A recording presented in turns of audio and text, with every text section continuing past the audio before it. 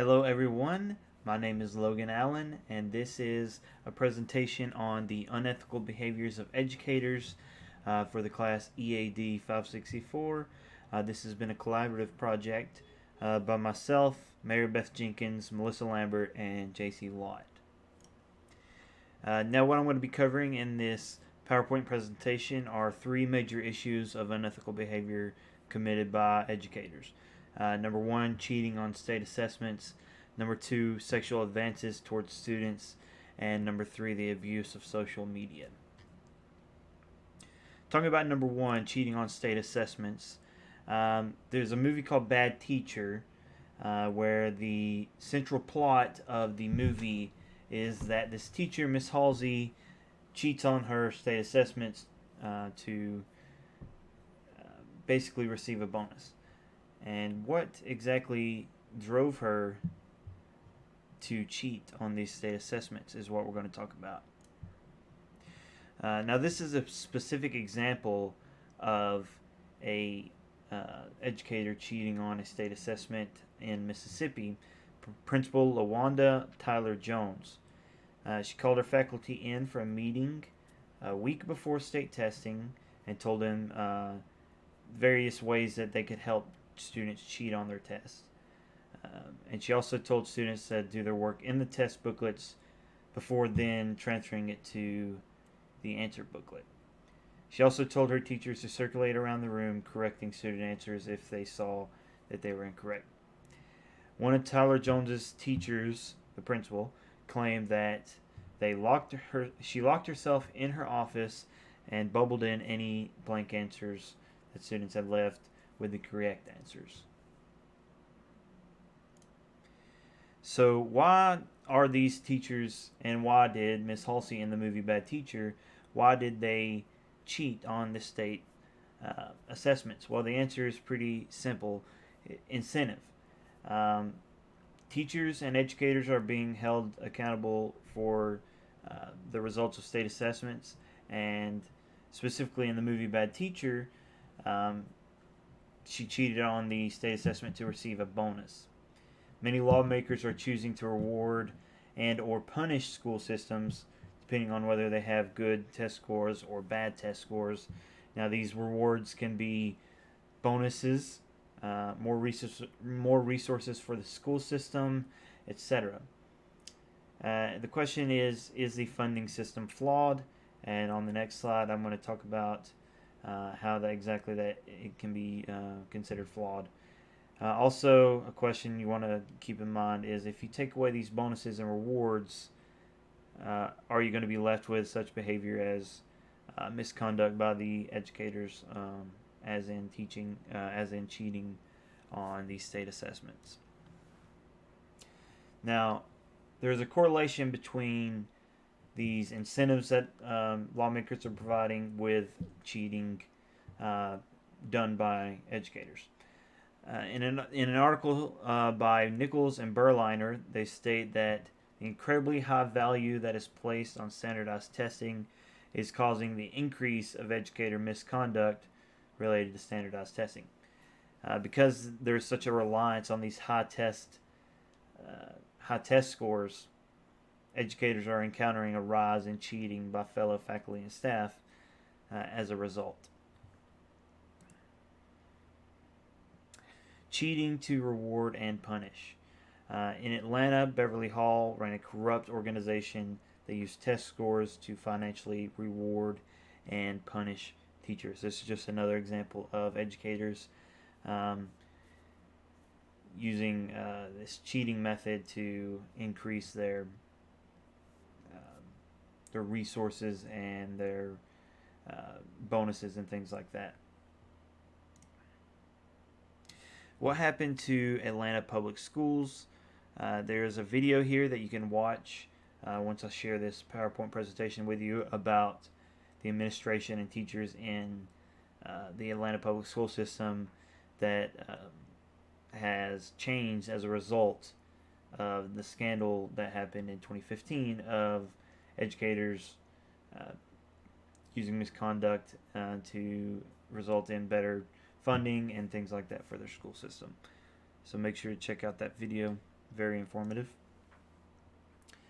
Now, this is what's called cheating by using soft information. As the use of open-ended response questions has been used more frequently, teachers are using soft information, which is socioeconomic status, home life knowledge of areas of struggle, etc., as a reason to grade some students' tests more leniently in order to help them succeed.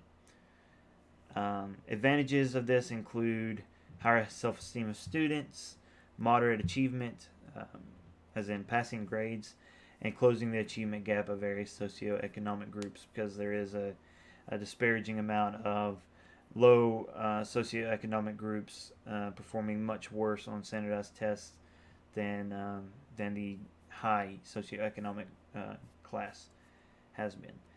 Disadvantages include students not receiving the grades that they actually deserve. There's a variance in scoring amongst students, and giving a poor example to students of the benefits of cheating. Okay, we're going to move on to the next topic of this misconduct and unethical behavior by educators that this research has been about. And this topic is going to be sexual advances towards students. And one question to keep in mind is, why have there been so many sexual abuse cases concerning teachers and children in the recent past? Here are some alarming statistics. Texas is the state with the largest number of teacher sexual misconduct cases in the country, currently 179 cases of inappropriate teacher-student relationships. And this number is actually up 27% from the last 3 years. Another alarming statistic, Kentucky schools reported more than 45 sexual abuse or sexual relationships between students and teachers in 2011, and that number is up 25%. That number is up 25 total from the previous year. In Alabama, there has been an increase in the number of reports, where the state investigated 31 cases during the year ending in July 2013, almost triple the number it was just 4 years earlier. So as you can see, the cases of sexual misconduct between teachers and students is increasing at an alarming rate.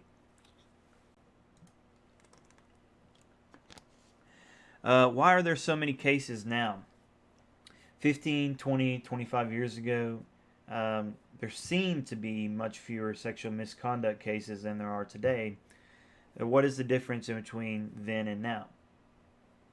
One example is the use of media and social media and technology that has allowed and fostered the much more accessible way for teachers and sexual predators that happen to be teachers, giving them various means of access to conduct this sexual abuse that they have done. Technology and social media is a big thing that results in many of these sexual misconduct cases. Many teachers have been harassing students through text, email, instant messaging, and other forms of communication that are commonplace in today's society. And there are also teachers who elicit sexual favors from students via these social media sites such as Facebook and Instagram. According to Terry Abbott, approximately 2/3 of all reported sexual misconduct cases in 2014 were conducted by men. However, 40% of women perpetrators were more likely to lure their victims by social media compared to 35% of males. Just another alarming statistic. Here's some more statistics specifically about educators and their sexual misconduct. An alarming survey by the American Association of University Women, 25% of females polled and 10% of males polled in grades 8 through 11 stated that they had experienced sexual harassment by a member of school, faculty, or staff in some way. Another reason why sexual misconduct cases seems to be on the rise as of late is because they are being reported more often than they have been in the past. But having said that, the rate of reporting is actually criminally low. Uh, Criminally low rate of reporting by sexual harass or abuse students, only 7%, according to this same study, um, reported the incidents to uh, a teacher, another teacher. And the overall severity of sexual misconduct by teachers towards students is unfortunately unknown and kind of misrepresented because the actual statistics of sexual misconduct by educators may be much higher than what it is due to the fact of this low rate of reporting. And another slide about why is it seeming so prevalent today. There are many surprising incidents of teachers and administrators after resigning or being fired due to sexual misconduct in one state, teaching again in another state, and that happens because nationwide background checks are often not conducted. Mandatory reporting. There are steeper consequences for administration that does not report the sexual misconduct, um, such as $10,000 fines, loss of licenses, up to 2 years in prison if you do not report it. And that's another reason why it is much more common in today's day and age. And also, there are more organizations that are dedicated to student safety that investigate these reports. What are schools doing to make this no more? The majority of schools across the USA conduct professional development for their employees to understand the laws and ethics surrounding all forms of sexual harassment and guidelines on teacher-student relations. The New Jersey School Board Association's model policy bans teachers from friending students on social media and requires teachers to only use school computers or phones when contacting students or parents. So they cannot actually contact students or parents via their personal devices. Administration are becoming more vigilant in investigating and reporting any inappropriate sexual behavior of their employees. Okay, now we're going to move on into the inappropriate behavior of educators concerning social networking. This is a specific incident that was present in the news this year, 2018, that a Milliken Middle School teacher was placed on administrative leave for unprofessional conduct following multiple reports made through the school through Safe to Tell, an anonymous reporting system on social media.